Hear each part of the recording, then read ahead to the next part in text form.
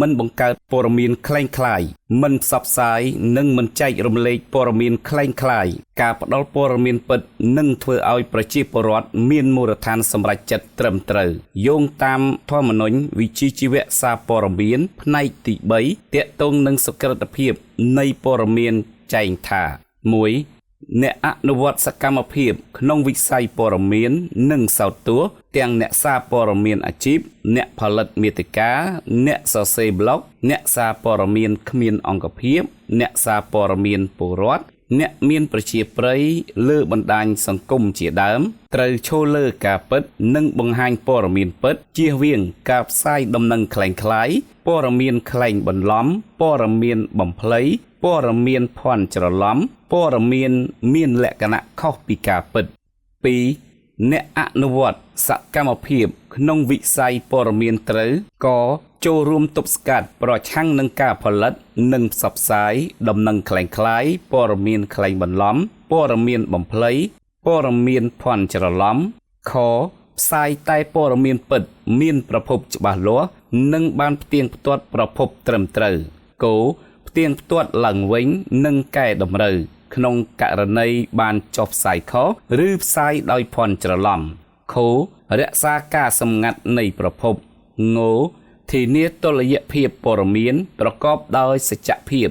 យុត្តិធម៌និងមិនលំអៀង3អ្នកអនុវត្តសកម្មភាពក្នុងវិស័យព័ត៌មាននិងសោតទស្សន៍ត្រូវជៀសវាងកការចុះផ្សាយព័ត៌មានដែលគ្មានប្រភពច្បាស់លាស់ឬធ្វើការចោទប្រកាន់ដែលមិនមានភស្តុតាងគ្រប់គ្រាន់និងច្បាស់លាស់ខកាល័យព័ត៌មានតាមរូបភាពណាមួយដែលធ្វើឲ្យប្រឆាចនៃដើមគោបញ្ចេញមតិផ្ទាល់ខ្លួនឈលលើបុរេវិនិច្ឆ័យខច្របល់គ្នារវាងការពិតដែលជាអង្គហេតុនិងការយល់ឃើញដែលជាទស្សនៈផ្ទាល់ខ្លួនងកែប្រែព័ត៌មានរូបភាពឬវីដេអូលុបបំបាត់ចោលផ្នែកព័ត៌មានសំខាន់ឬបន្លំឯកសារផ្សេងយើងតែងការចិត្តមិនបង្កើតព័ត៌មានคล้ายផ្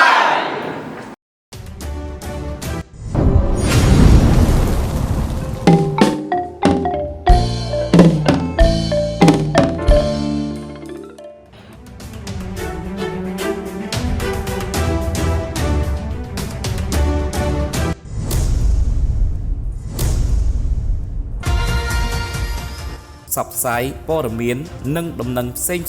តាមរយៈលេខទូរស័ព្ទ092 37 32 30 088 99 99 445ទូរទស្សន៍ខេមរា TV អនឡាញជាទីទុកចិត្តរបស់លោកអ្នក